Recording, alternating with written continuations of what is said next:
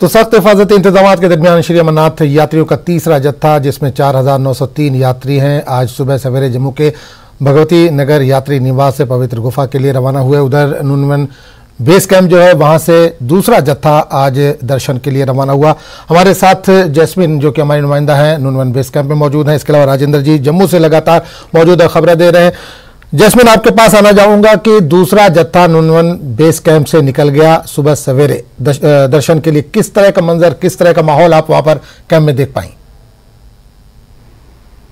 बिल्कुल आजम, मैं आपको बता दूं कि मैं यहाँ पहलगाम के नूनवन बेस कैंप पर मौजूद हूँ और ये अपने आप में काफी महत्वपूर्ण पड़ाव माना जाता है बाबा अमरनाथ के इस यात्रा का।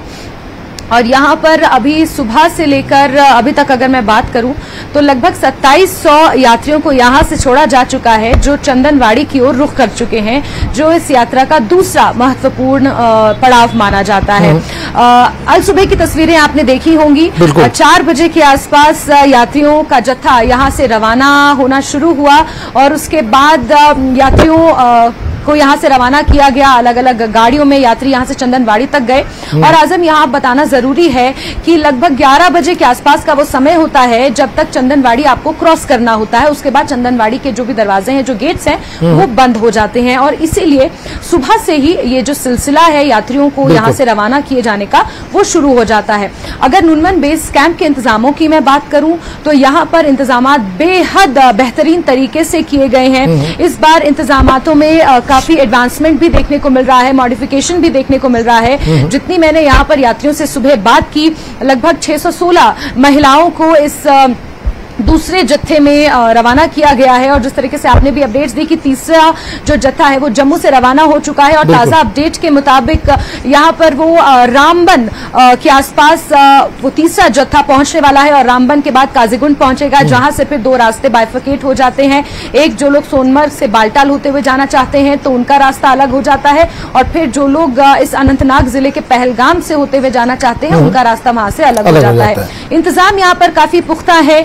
बेस कैंप में यहाँ पर मेडिकल फैसिलिटीज, जिस तरीके से हमारे सहयोगी राजेंद्र टिक्कू भी बता रहे थे, मेडिकल फैसिलिटीज से लेकर सिम कार्ड की फैसिलिटीज से लेकर फार्मासिस्ट, मेडिसिन, हर चीज की फैसिलिटी यहाँ पर उपलब्ध कराई गई है।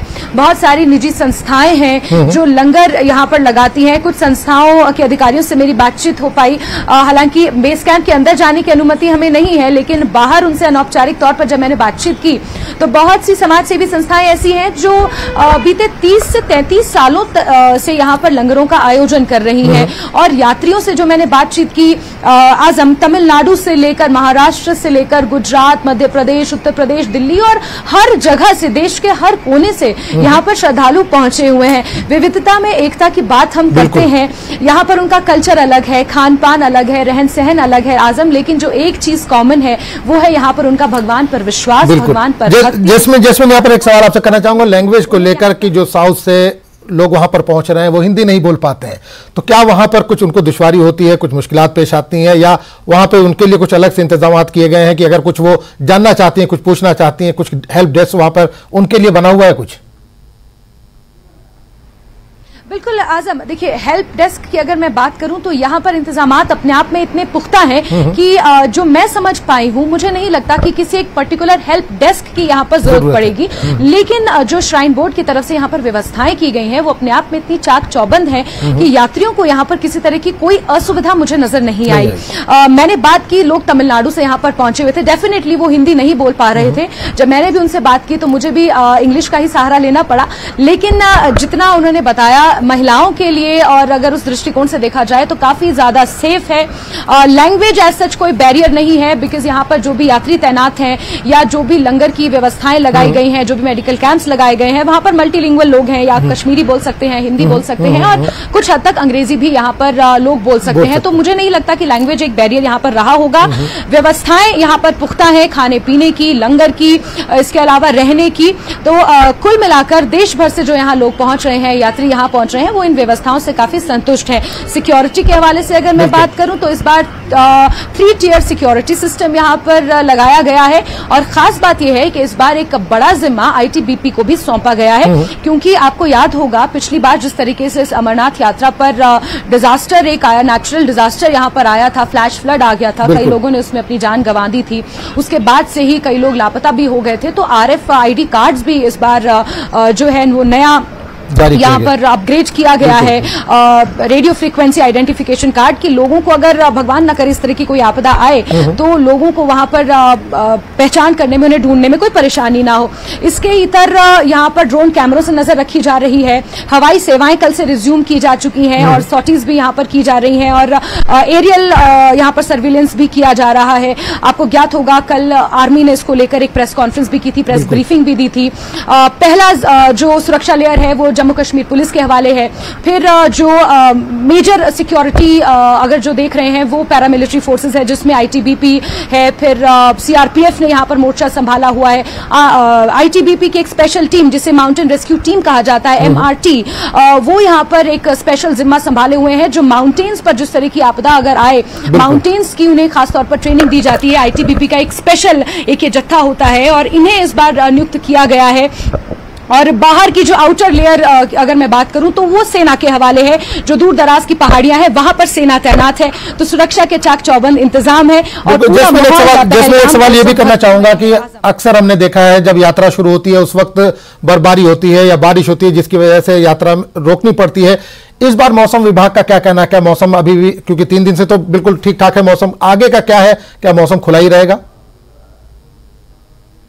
बिल्कुल आजम, आगे आने वाले कुछ दिनों के लिए जिस तरीके से मौसम अभी आप देख पा रहे होंगे, मेरे ऊपर भी चिलचिलाती हुई धूप है, तो यही मौसम फिलहाल बीते 3 दिनों से यहाँ पर बना हुआ है। तो अभी तक यात्रा में इस तरह की कोई असुविधा नहीं आई है। हालांकि जो दूसरा रूट है बालटाल और सोनमर्ग वाला जो रूट है वहां पर ये बताया जा रहा था, जो अपडेट्स वहां से आए थे कि वहां पर बर्फ अभी भी रास्ते पर पड़ी हुई है, क्योंकि आपको याद होगा कि इस बार बर्फबारी काफी देर तक हुई है। अप्रैल और मई के महीने में भी हमने ऊपरी इलाकों पर बर्फबारी का दौर देखा है।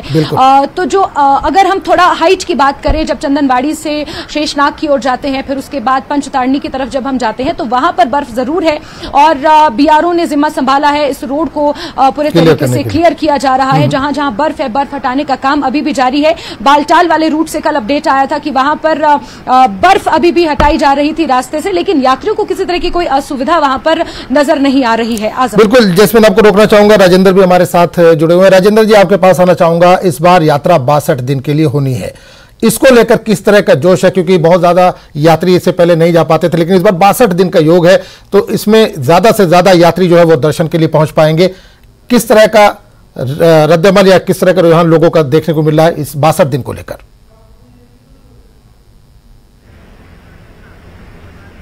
बिल्कुल सही है कि यहाँ पे जो लोग हैं जो यात्रा के लिए आए हैं, उनका ये कहना है कि इस बार जब 62 दिन के लिए ये यात्रा रखी गई है, यानी इसका टाइम स्पैन बढ़ाया गया है, इससे ज्यादा लोगों को मौका मिलेगा यहाँ आने का, क्योंकि जो कारोबारी है या मुलाजिम पेशा है, उन्हें नौकरी और कारोबार दोनों को देखना पड़ता है। उसके बाद वो एक अपना लाहेमल बनाते, एक टाइम टेबल बनाते यहाँ आने के लिए। और आपको ये बता दूं कि यहां अगर यात्रा निवास की बात करेंगे, हमने ये देखा कि हिंदुस्तान के मुख्तलिफ कोनों से यहाँ पे लोग आए हैं इस यात्रा पे जाने के लिए, और उनका ये कहना है कि ये जो यात्रा है 62 दिनों के लिए जो रखी गई है, इससे यही फायदा होगा कि जो भी इच्छा, जिसकी भी इच्छा है बाबा बर्फानी के दर्शन करने के लिए, वो इस टाइम स्पैन को बढ़ाने से उनको काफी फायदा मिला है। बिल्कुल, कल चौथा जत्था जो है रवाना होगा, उसकी क्या तैयारियां हैं और कितने लोग चौथे जत्थे में रवाना होंगे, इस ताल्लुक से कुछ जानकारी मिल पा रही टिक्कू जी? हाँ, ये जानकारी हमें बिल्कुल बाद में मिल सकती है 10 बजे के बाद, क्योंकि यहाँ जो परिसर, जैसे मैंने पहले ही अर्ज किया, परिसर करीबन 9:30 10 बजे के करीब खुलेगा। उसके बाद प्रॉपर सिक्योरिटी के इंतजाम जो यहाँ किए गए हैं, उसके बाद ही उनको परिसर के अंदर जाने की अनुमति दी जाएगी। और ये हमें बिल्कुल बाद में पता चलेगा कि कितने यात्री सवेरे बाबा बर्फानी के दर्शन के लिए जा रहे हैं इस परिसर से उस कैलिकेट के जरिए जो यहां से रवाना होगा सके। चलिए एक बार फिर रुक करेंगे जैस्मिन का। जैस्मिन हमारे साथ जुड़ी हुई है नुनवन बेस कैंप से। जैस्मिन, आपसे जानना चाहेंगे रात का मंजर वहां पे, क्योंकि यात्री जब यात्रा करके जाते हैं तो बेस कैंप जो वहां पर नुनवन बेस कैंप है वहां पर रात गुजारते हैं। हमने इससे पहले कल देखा गुजरात के कुछ लोग वहां पर पहुंचे थे, रात में वो गरबा करते हुए नजर आए। जो पंजाब हरियाणा के लोग हैं वो अलग अपने जो उनके रियासत का या उनके स्टेट का कल्चर है वो एक झलक दिखी। तो किस तरह का मंजर आप वहां पर रात के वक्त में देख पा रही हैं?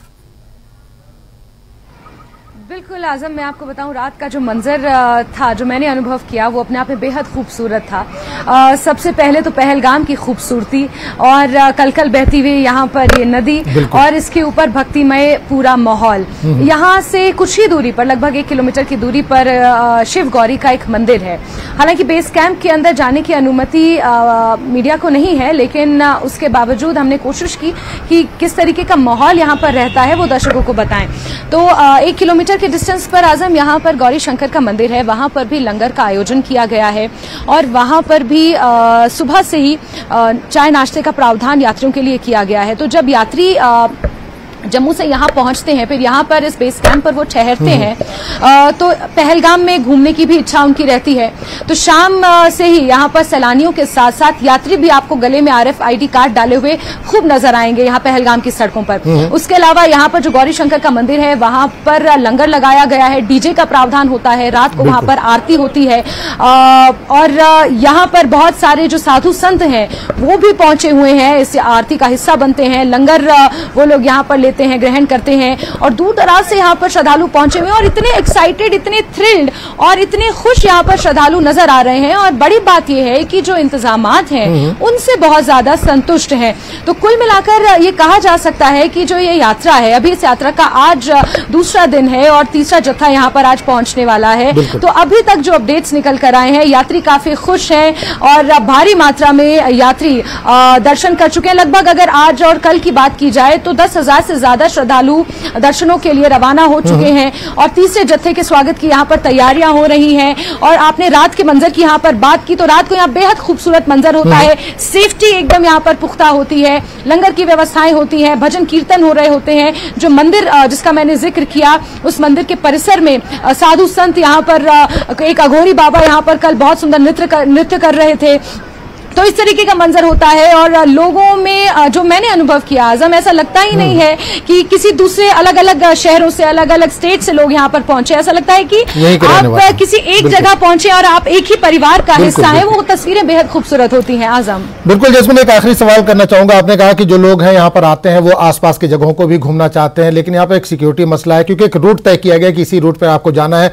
तो रूट से हट के क्या लोग घूमते हुए नजर आ रहे हैं? उनको कोई डर नहीं है इस बार? वहां पर किसी तरह का कोई खौफ नजर नहीं आ रहा उनके दिल में?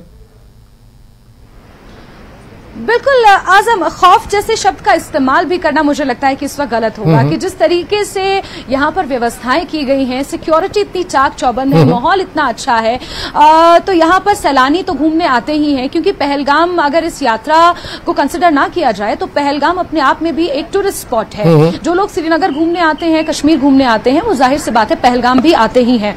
तो यात्रियों के इतर यहाँ पर बहुत सारे सैलानी भी आपको नजर आएंगे घूमते हुए, फिरते हुए, और सिक्योरिटी का कोई ऐसा मसला यहाँ पर नजर नहीं आ रहा है। सिक्योरिटी बिल्कुल पुख्ता है और इस चीज का श्रेय मैं जो यहाँ के लोकलाइट्स हैं उन्हें भी कुछ हद तक देना चाहूंगी, क्योंकि उनकी मदद के बिना, उनकी कोऑपरेशन, उनकी सपोर्ट के बिना शायद सैलानियों का इस तरीके से खुल के घूमना, इन खूबसूरत वादियों का लुत्फ उठाना संभव नहीं है।